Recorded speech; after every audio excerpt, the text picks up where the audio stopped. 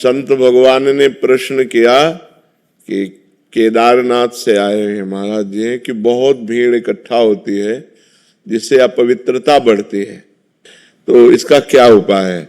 तो पहली बात तो हम धन्यवाद देते हैं कलयुग को कि इस कलिकाल में लोग वृंदावन धाम, केदारनाथ, बद्रीनाथ कहीं भी जाना चाहते हैं। ये बड़े सौभाग्य का विषय है, जाना चाहिए, क्योंकि भगवान के ये परम प्रिय मंगलमय स्थानों में जाने से हमारी अपवित्रता नष्ट होती है, हमारे हृदय में पवित्र ज्ञान होता है, भक्त और भगवान के प्रति श्रद्धा प्रकट होती। जाना चाहिए, पर कैसे जाना चाहिए, बात यह है। हमारे को भगवद यात्रा कर रहे हैं, पहले दिमाग में ये बात ध्यान रखनी चाहिए। कोई भी संसारिकता, जैसे पति पत्नी के संबंध है, गर्लफ्रेंड बॉयफ्रेंड, पिकनिक मनाना या इधर उधर इंद्रियों का दुलार करना, ये बात नहीं होगी। इससे घोर पाप की प्राप्ति होगी। जैसे आप यहाँ कोई संसार में पाप हो जाए और आप वृंदावन धाम आए, केदारनाथ गए, बद्रीनाथ गए, तो आपके पाप नष्ट हो जाएंगे, क्योंकि परम पवित्र स्थान में ऐसी क्षमता है। लेकिन वहां पाप कर लिए आप, तो अब त्रिभुवन में कहां जाओगे। जहां आपको निष्पाप होने का स्थान भगवान ने बनाया है, यहां जब तप करोगे, व्रत उपवास करोगे तो तुम्हारा मंगल होगा। तीर्थों में उपवास करना चाहिए, चाहे भले एक दिन उपवास करे, खान पान का संयम रखे और ब्रह्मचर्य से रहे। भले एक दिन रुको, 2 दिन रुको, लेकिन ब्रह्मचर्य से रुको। ये पिकनिक मनाने वाला माहौल की चलो बड़े पहाड़ हैं, बड़ा दृश्य मनोरम है, हम चलकर अपनी काम भावनाओं को और विकास दे, ये विनाश का कार्य होगा, ये पवित्र कार्य नहीं होगा। पूर्व में गांव से जब कोई बद्रीनाथ केदारनाथ जाता था तो वो बोलता था, तुम क्या समझते हो हम केदारनाथ हुआ है क्या, झूठ बोलेंगे। मतलब वो इस बात को साक्षी देते थे कि हम झूठ भी नहीं बोल सकते, क्योंकि हम केदारनाथ हुआ है, हम बद्रीनाथ हुआ है, हम भगवान के दर्शन करके आ गए, तो अब हम झूठ भी नहीं बोल सकते। और आजकल लोग गाड़ियों में जाते हैं, होटल बुक करते हैं और गंदी बातें करते हैं, सो ठीक नहीं है।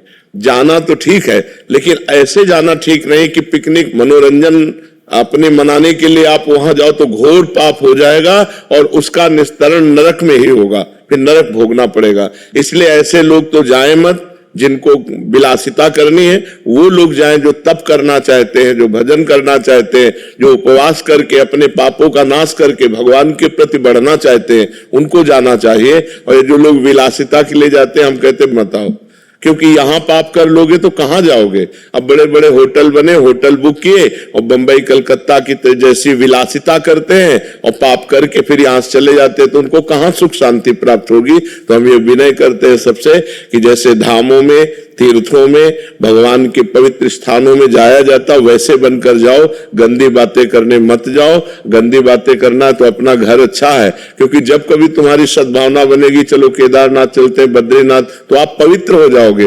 लेकिन वहां यदि पाप किए तो कहां पवित्र होगे। दुनिया में कौन सा स्थान है जो इन पवित्र स्थानों में, भगवत धामों में पाप करने के बाद आप पवित्र हो सको। इसलिए भीड़ तो हम प्रणाम करते हैं, कम से कम कलयुग में लोग संतों के प्रति या भगवान के, नहीं तो कहा गया मंदिर सूने सूने होंगे, भरी रहेंगी मधुशाला। नहीं कहा गया कि कलयुग का प्रभाव ऐसा बढ़ेगा कि मंदिर में कोई जाएगा नहीं और शराब के ठेके में लाइन लगी रहेगी। तो आज तो कम से कम इतनी श्रद्धा है, हम ये देख रहे हैं, इतनी श्रद्धा है कि लोग भगवत धामों में, भगवत मंदिरों में जाते हैं, पर उनमें कुछ लोग ऐसे होते हैं जो अपवित्रता फैलाते हैं, जो गंदी बात करते हैं, वो ठीक नहीं है।